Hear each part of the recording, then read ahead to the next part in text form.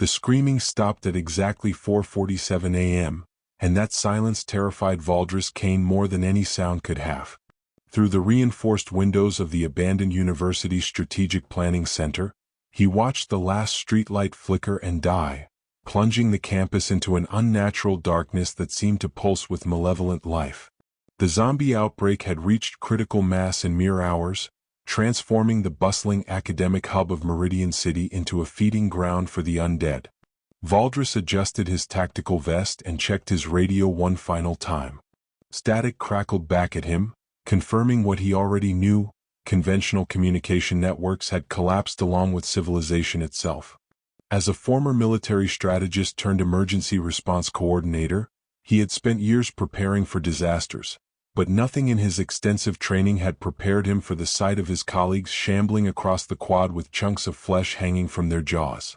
The heavy oak doors of the planning center burst open, and Serafina Cross stumbled inside, her white lab coat stained with blood that thankfully wasn't her own. Behind her thick-rimmed glasses, her eyes held the wild look of someone who had witnessed the impossible become horrifyingly real. In her trembling hands, she clutched a leather satchel containing what might be humanity's last hope: her research on the viral pathogen that had triggered this nightmare.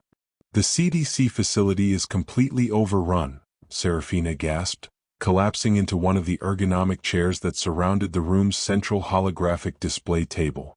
"Dr. Martinez and the entire Level 4 team, they're gone, Valdres. The containment protocols failed within minutes of the first exposure."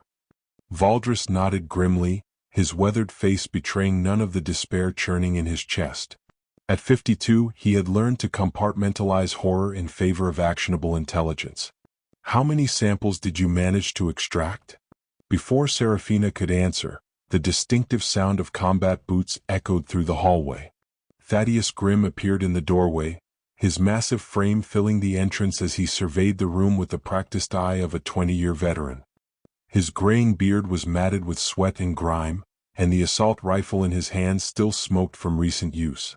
"Perimeters compromised," Thaddeus reported in his characteristic gravelly tone. "Lost contact with the eastern checkpoint 10 minutes ago. Whatever you two are planning, it better happen fast." The lights suddenly cut out, plunging them into complete darkness. Emergency power kicked in moments later, bathing everything in an eerie red glow that made their shadows dance like specters on the walls.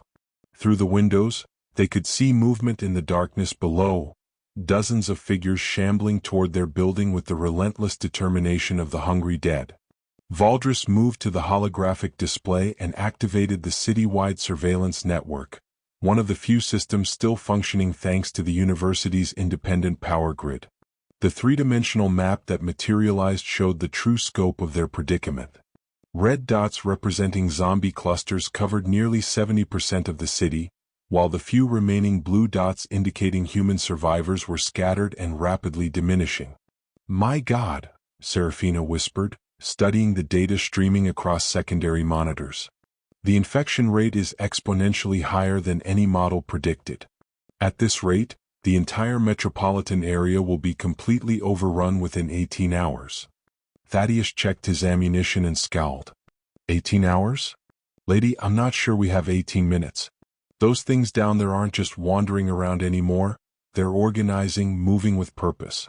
It's like something's coordinating them." The observation sent a chill down Valdres's spine. If the undead were developing collective behavior patterns, every conventional military strategy would be useless. They needed something unprecedented, a tactical approach that could turn humanity's greatest weakness, their small numbers, into an advantage against an enemy that felt no fear, no pain, and no hesitation. As if summoned by his thoughts, a young woman's voice crackled through the building's intercom system. "Is anyone still alive in there? My name is Isadora Vex, and I'm in the server room 3 floors down. I've been monitoring emergency frequencies, and you're the only confirmed survivors within a 50-mile radius." Valdres keyed the intercom response. "This is Valdres Kane, Emergency Coordinator. Can you reach our position safely?" "Give me 5 minutes," came the reply, "and bring up the building's architectural plans. I think I know how we can turn this place into humanity's final stronghold." Outside, the moaning of the undead grew louder, and Valdris realized that their battle for survival was about to become something far more significant. A test of whether human intelligence could triumph over primal hunger in the ultimate strategic confrontation. Isadora Vex proved to be everything Valdris hadn't expected and everything they desperately needed. At 26, she possessed the kind of technological brilliance that had made her a legend in cybersecurity circles before the world ended. Her arrival in the Strategic Planning Center, accomplished through a series of maintenance tunnels she had mapped using the building's digital infrastructure, brought with her a portable array of equipment that seemed almost magical in its capabilities. The university's quantum computing lab is still operational, she announced, setting up her devices with practiced efficiency. More importantly, the experimental defense grid they were developing for the Department of Defense is fully functional. We're sitting on top of the most sophisticated automated defense system ever created, and nobody knows it exists except us. Serafina looked up from her viral samples, hope flickering in her tired eyes. Are you saying we can actually hold this position? Better than that, Isadora replied, her fingers flying across multiple keyboards simultaneously. I'm saying we can turn this entire campus into a strategic nerve center for coordinating resistance efforts across multiple cities. The satellite uplinks are hardened against electromagnetic interference, and the underground fiber optic network extends all the way to military installations on the East Coast. Thaddeus, who had been setting up defensive positions near the windows, paused in his work. Coordinating what resistance? From what I saw out there, anybody who isn't dead is either infected or hiding in a basement somewhere hoping this nightmare ends. The question hung in the air like smoke until Valdris activated the enhanced surveillance network Isadora had unlocked. The holographic display now showed a much broader view, encompassing not just Meridian City but surrounding metropolitan areas. What they saw changed everything: scattered but significant pockets of organized survivors, many led by military personnel, were establishing defensive positions and attempting to create safe zones. There, Valdris pointed to a cluster of blue dots on the display. Fort Harrington, 60 miles northwest. They've got at least 2 companies of soldiers and are holding against massive zombie concentrations. And here, he indicated another area, civilian survivors have fortified the Riverside shopping complex and are requesting tactical support. Serafina had moved to stand beside him, studying the data with scientific precision. If we could establish communication with these groups and coordinate their movements, we might be able to create a network of interconnected safe zones. But that would require a level of strategic complexity that requires exactly the kind of military planning expertise you have, completed a new voice from the doorway. Cassius Holt entered the room with the measured gait of someone accustomed to managing large-scale logistics. His expensive suit was torn and blood-stained, but his bearing remained dignified despite the circumstances. As Meridian City's former head of urban planning, he understood infrastructure and resource management better than anyone. I've been monitoring your communications from the administrative building, Cassius explained. The city's emergency bunker network is still intact, and I have access codes for supply depots, medical facilities, and transportation hubs throughout the metropolitan area. If you're serious about coordinating a regional resistance, you'll need someone who knows how to move resources efficiently. Thaddeus studied the newcomer with obvious suspicion. And why should we trust a bureaucrat who spent his career pushing papers while soldiers did the real work? Cassius's response was interrupted by the arrival of 2 more survivors.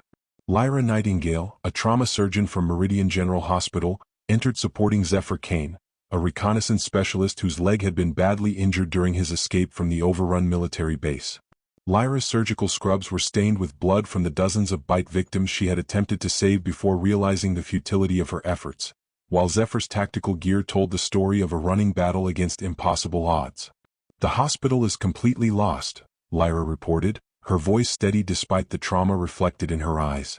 But I managed to extract enough medical supplies to establish a proper field hospital here. If we're going to coordinate rescue operations, we'll need facilities to treat the wounded and, more importantly, to research potential countermeasures to the infection. Zephyr, despite his injury, had immediately begun studying the tactical displays. The zombie concentrations aren't random, he observed, his trained eye picking up patterns that others had missed. They're being drawn to specific locations, power plants, water treatment facilities, communication hubs. Something is directing them to target critical infrastructure. The implication was staggering. If the undead were being controlled or guided by some form of intelligence, It meant they were facing not just a biological disaster but a coordinated assault on civilization itself. Valdris felt the weight of command settling on his shoulders as he realized that their small group might represent humanity's best hope for understanding and countering this threat. "Then we become what they're trying to prevent," he declared, his voice carrying the authority that had once commanded respect in military briefing rooms. "We become the strategic center they can't afford to let survive. Isadora, can you establish secure communications with the survivor groups?" "Already working on it," she replied, her equipment humming with activity. "I'll have encrypted channels open within the hour." Outside, the sound of breaking glass echoed through the night as the undead pressed closer to their sanctuary. But inside the planning center, something unprecedented was taking shape, a fusion of scientific knowledge, military expertise, technological innovation, and desperate hope that might just prove capable of turning the tide against humanity's darkest hour. The first test of their hastily assembled strategy came at dawn, when Isadora's surveillance network detected a massive zombie concentration converging on Fort Harrington. Through encrypted communications, they had established contact with Colonel Sarah Brennan, the base commander who was coordinating the defense of nearly 3,000 civilian refugees alongside her remaining military personnel. "We've got approximately 8,000 infected approaching from multiple vectors," Colonel Brennan's voice crackled through the secure channel, her professional composure barely masking the desperation underneath. "My ammunition reserves are critically low, and we've lost 2 of our defensive perimeters in the past 6 hours. If you have any strategic recommendations, now would be the time." Valdris studied the three-dimensional battlefield display that Isadora had constructed using satellite imagery and drone reconnaissance. The fort's position was strategically sound, built on elevated terrain with clear fields of fire, but the sheer number of attacking zombies threatened to overwhelm any conventional defense. However, the tactical situation presented an opportunity to test a theory that had been forming in his mind since Zephyr's observation about coordinated zombie behavior. "Colonel, I need you to implement a controlled withdrawal to your inner perimeter," Valdris commanded, his voice carrying the authority of someone who had orchestrated complex military operations. "But here's the critical element. I want you to leave specific defensive positions intact but apparently abandoned.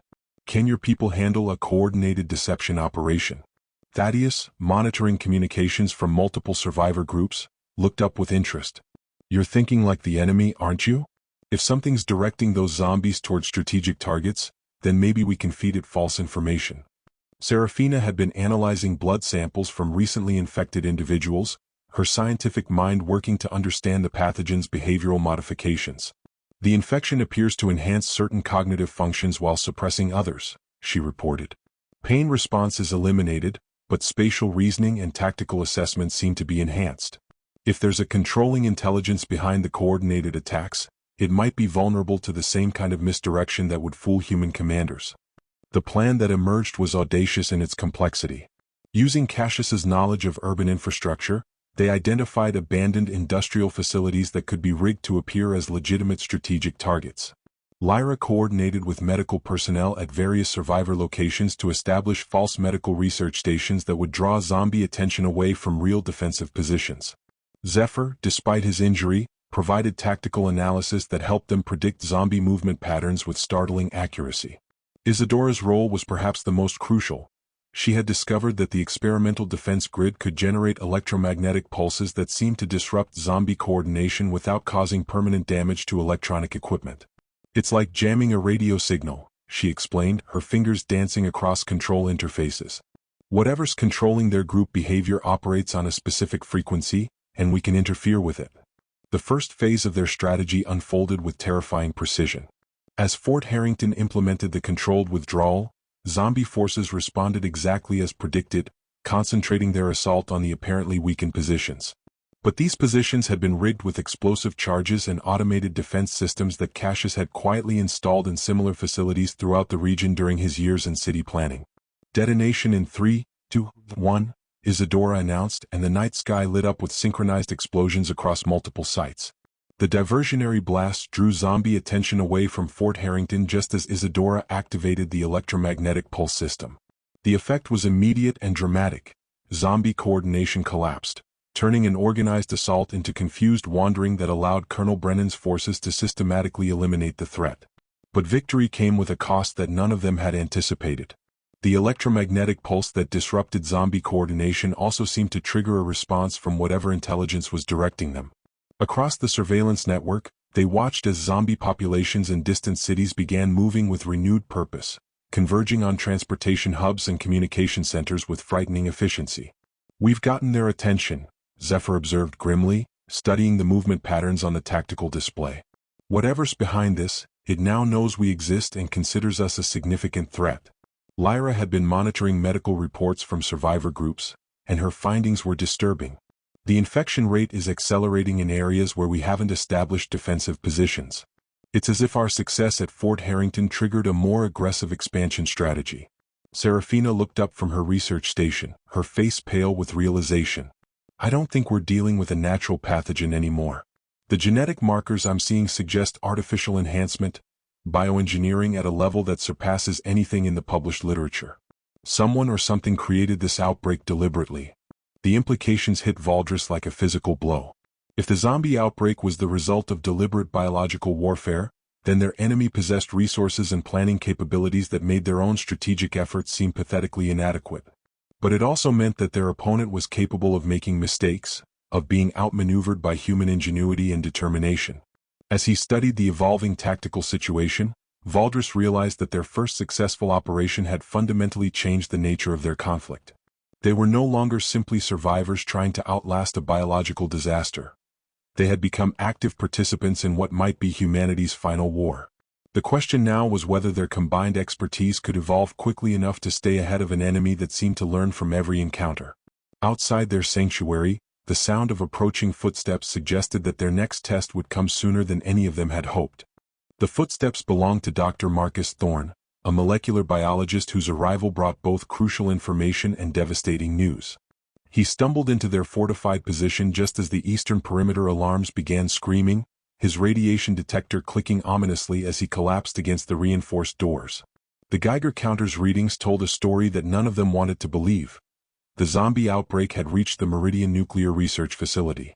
"Containment protocols failed 6 hours ago," Dr. Thorne gasped, his hazmat suit torn and his face gaunt with exhaustion. "The infected overran the facility's security forces, but that's not the worst part. Someone activated the experimental reactor before the evacuation. Someone who knew exactly what they were doing." Serafina's hands trembled as she processed the implications. Her research had already suggested that the zombie pathogen was artificially engineered, but the nuclear facility's compromise added a terrifying new dimension to their crisis. "Are you saying this outbreak is connected to the reactor experiments?" Dr. Thorne pulled a sealed data drive from his suit's interior pocket, his eyes reflecting the horror of what he had witnessed. The project was classified beyond anything I'd ever seen. They were experimenting with radiation-enhanced biological agents, trying to create organisms that could survive and thrive in post-nuclear environments. The zombie pathogen isn't just engineered, it's designed to become more virulent when exposed to specific types of radiation. Isadora's equipment began registering electromagnetic anomalies as she processed Dr. Thorne's data. The information contained within the drive painted a picture of systematic preparation that had been years in the making. Research facilities across multiple continents had been working on related projects, all coordinated by an organization that seemed to exist outside normal governmental oversight.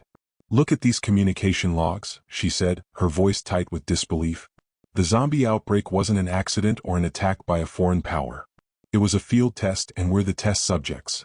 Valdris felt the weight of command pressing down on him as he studied the tactical implications of Dr. Thorne's revelations. If the outbreak was part of a controlled experiment, then their enemy possessed resources and planning capabilities that dwarfed anything he had encountered in his military career. But it also meant that their opponent had specific objectives, which could potentially be predicted and countered. Thaddeus had been monitoring radio communications from survivor groups, and his expression grew increasingly grim as reports flooded in. "It's not just Meridian City anymore.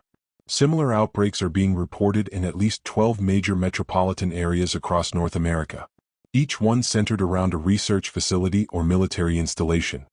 The scope of the conspiracy became clear as Cassius cross-referenced the outbreak locations with infrastructure projects he had overseen during his career in city planning. "I know these sites," he said, his voice hollow with recognition. "I helped design emergency response protocols for half of them. Someone with access to classified urban planning data has been preparing for this for decades." Lyra had been examining Dr. Thorne for radiation exposure, but her medical scanner was detecting something far more disturbing than contamination. The pathogen in your bloodstream is different from what we've seen in other infected individuals, she reported.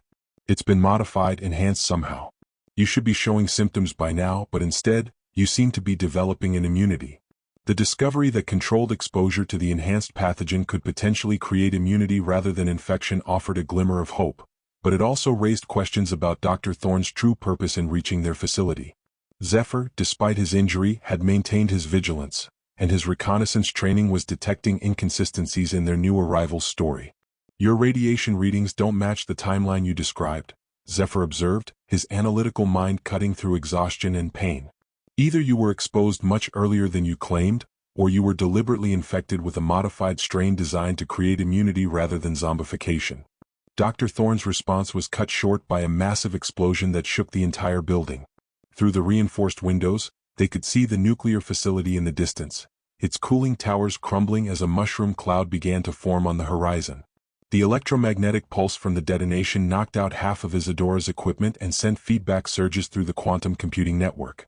That wasn't an accident, Serafina said, studying the blast pattern through her binoculars. The reactor was deliberately overloaded.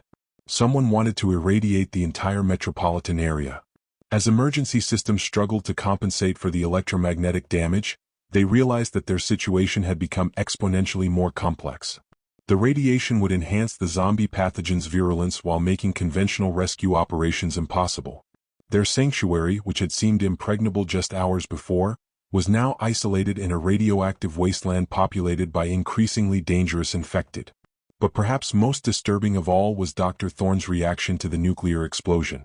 Instead of the shock and horror they expected, his face showed something that looked suspiciously like satisfaction, as if a long-planned operation had finally reached its crucial phase. Valdris made a mental note to keep their new arrival under close observation while they dealt with the immediate crisis of coordinating survivor evacuations from an increasingly contaminated region.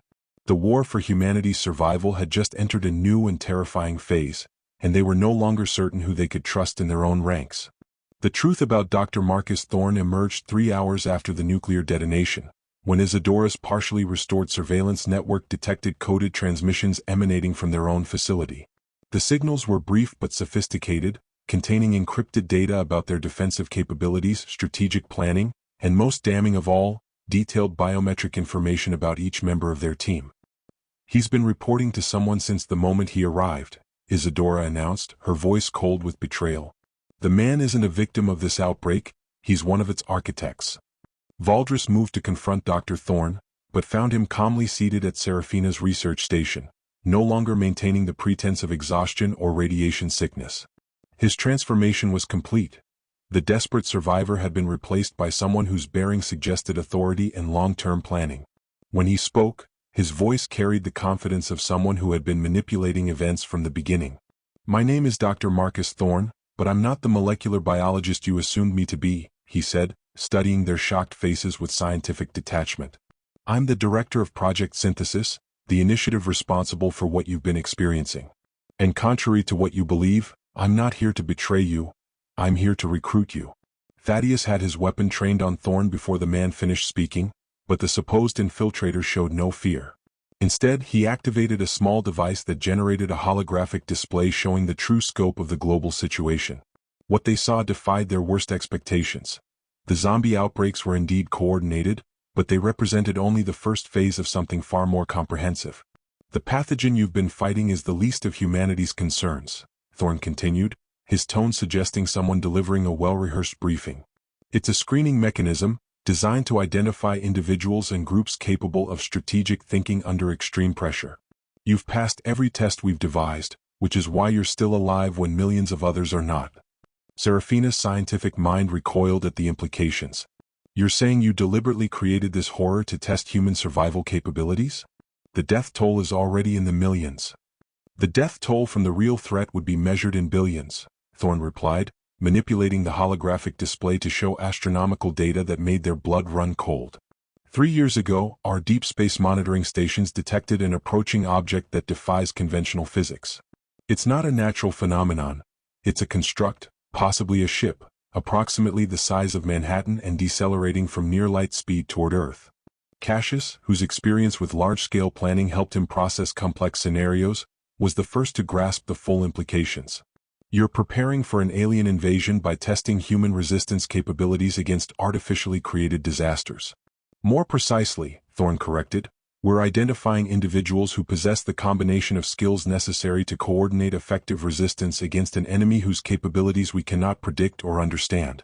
The zombie outbreak was designed to simulate conditions we expect to face when the real invasion begins: coordinated attacks against infrastructure, disruption of communication networks, and the need for small groups to maintain strategic cohesion despite overwhelming odds.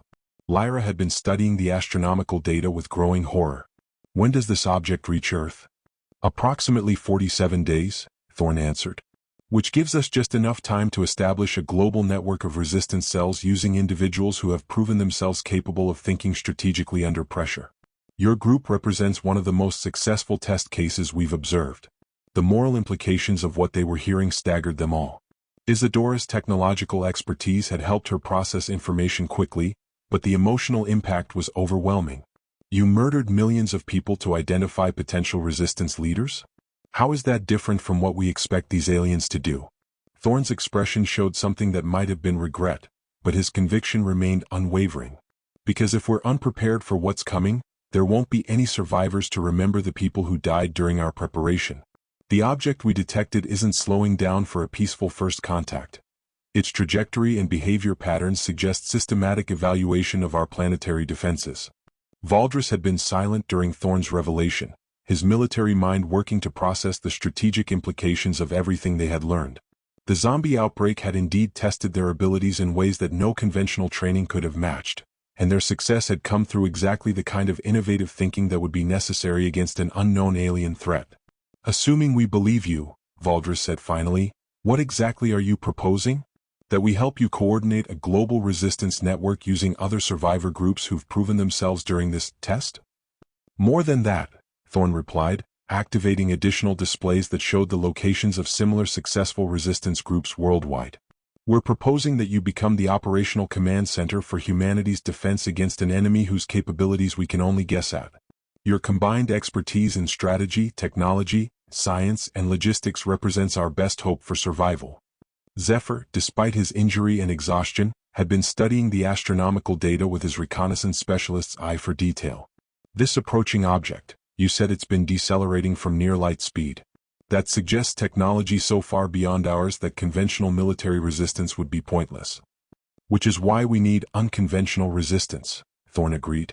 The kind of innovative thinking you've demonstrated in your operations against the zombie outbreak. If we can adapt those strategies to fight an enemy with superior technology, we might have a chance. Outside their sanctuary, the sounds of zombie activity had diminished significantly since the nuclear detonation, but the radiation levels were continuing to rise. Their choice was becoming clear: accept Thorne's proposal and work to coordinate humanity's defense against an alien invasion, or maintain their moral opposition to his methods and face the approaching threat with whatever resources they could assemble independently. The decision would determine not just their own fate, but potentially the survival of human civilization itself. The decision to join Project Synthesis came with conditions that Valdris negotiated with the cold precision of a career strategist who had learned never to trust completely. Thorne's organization would provide them with access to global communication networks, advanced technology, and intelligence about the approaching alien construct, but their group would maintain operational independence and the right to modify strategies based on their own analysis. Within 6 hours of their agreement, Isadora found herself connected to a quantum communication network that spanned the globe, linking her to similar resistance cells that had survived their own versions of the screening process. The picture that emerged was both encouraging and terrifying. 47 groups across 6 continents had proven capable of strategic coordination under extreme pressure, but their combined human resources represented fewer than 30,000 individuals against a threat of unknown magnitude. The Australian cell managed to establish a defensive perimeter around Perth using modified mining equipment, she reported, her screens displaying tactical updates from around the world. The Tokyo group has been working with surviving members of the Japanese Self-Defense Force to convert subway systems into mobile command centers. But perhaps most impressive, the Norwegian team has developed electromagnetic pulse technology that's significantly more advanced than what we've been using. Serafina had been granted access to research data that made her previous work seem elementary by comparison. The alien construct wasn't just approaching Earth, it had been conducting systematic reconnaissance for months, sending probe-like objects to study human technology, infrastructure, and behavioral patterns. "They've been watching us," she said, her voice tight with the implications. "Every military exercise, every technological development, every major population center has been under observation." Thaddeus was coordinating with military survivors worldwide, and the intelligence he was gathering painted a picture of systematic preparation by the approaching aliens. "Whatever's coming knows exactly where our nuclear arsenals are located, which command centers control our communication satellites, and how our power grids are structured. Conventional military response isn't just inadequate, it's exactly what they're prepared to counter." The Norwegian electromagnetic pulse technology that Isadora had mentioned proved to be a crucial development. Dr. Ellen Nordstrom, the physicist leading the Scandinavian resistance cell, had discovered that the alien probes were vulnerable to specific frequency combinations that human technology could generate.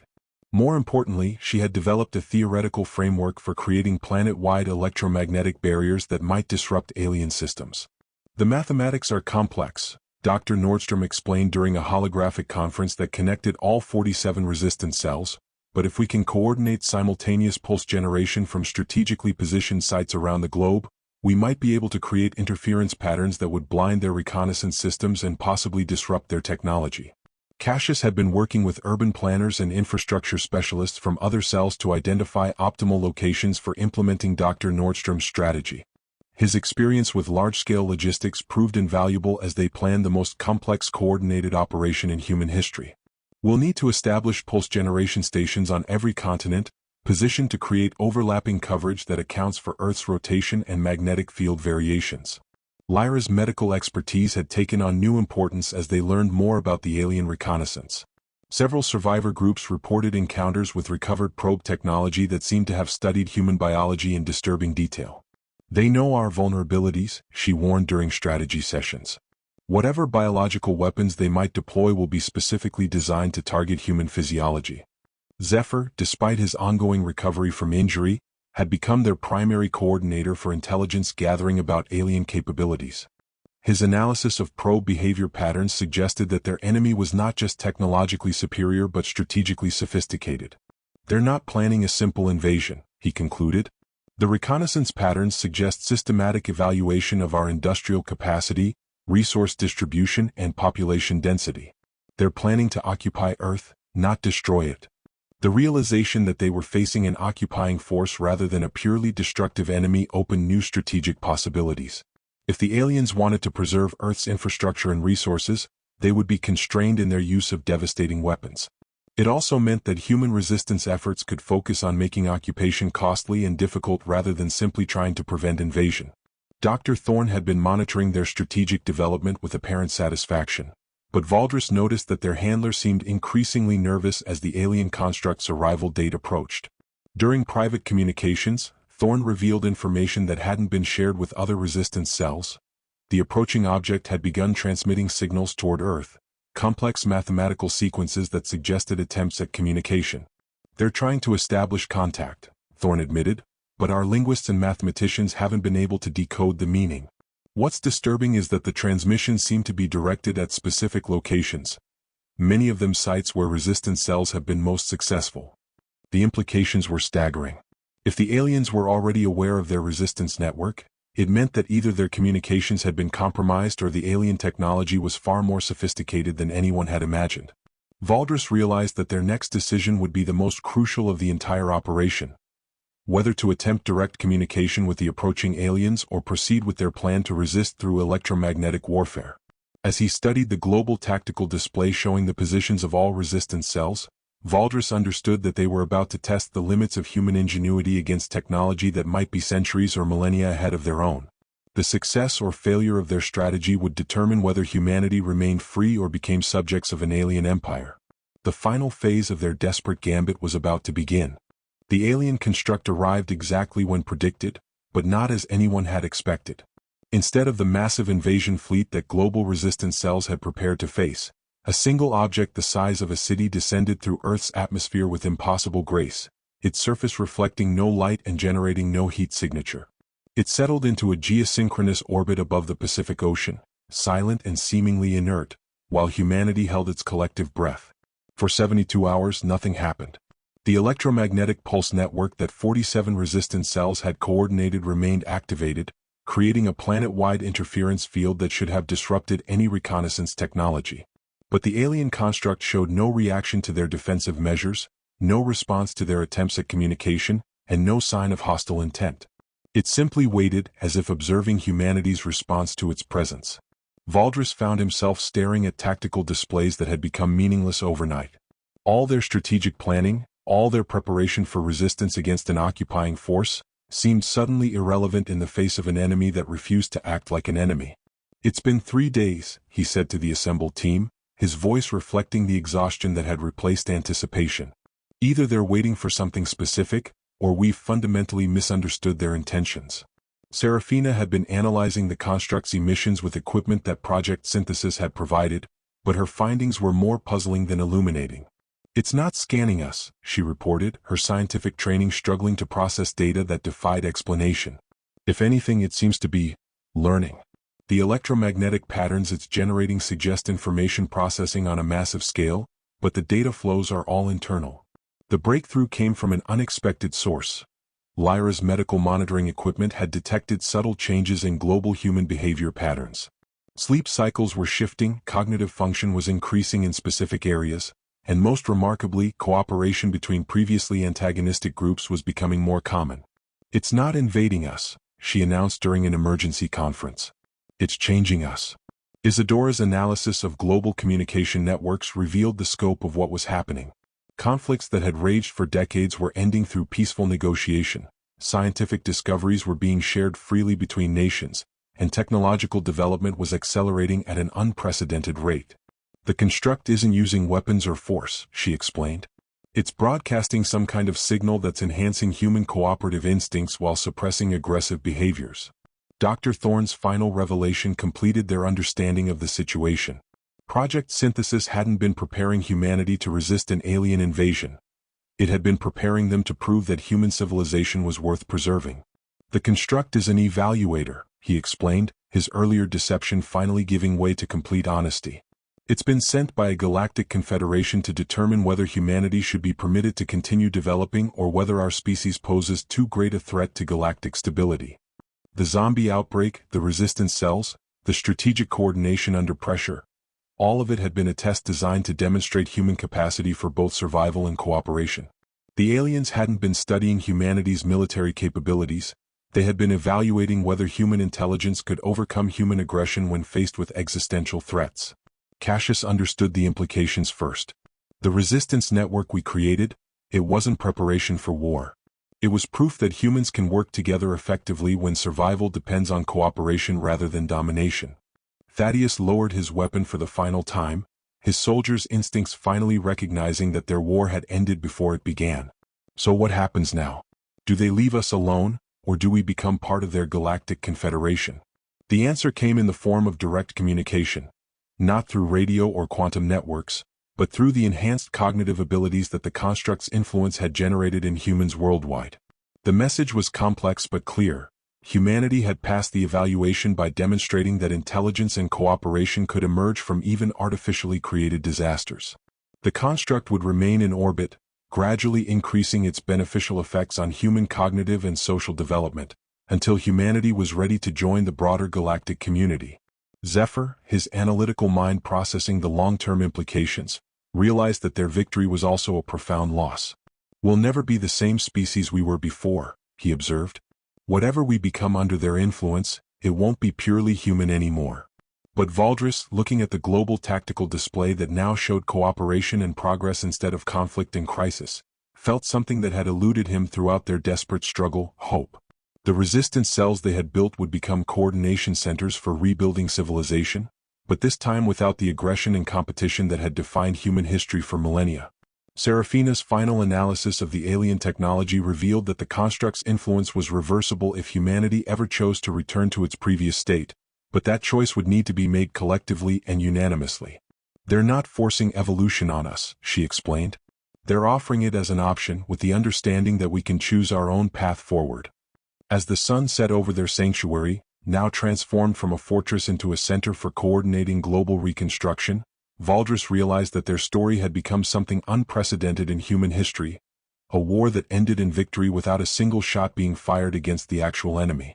The silence that had once terrified him now represented peace, and the strategic mind that had prepared for humanity's final battle was already planning for humanity's first steps toward the stars.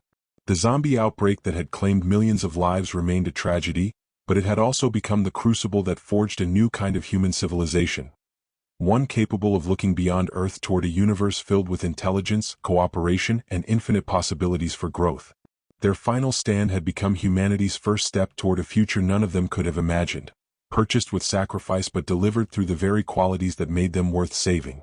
In the end, the greatest strategy had been proving that humanity deserved to survive.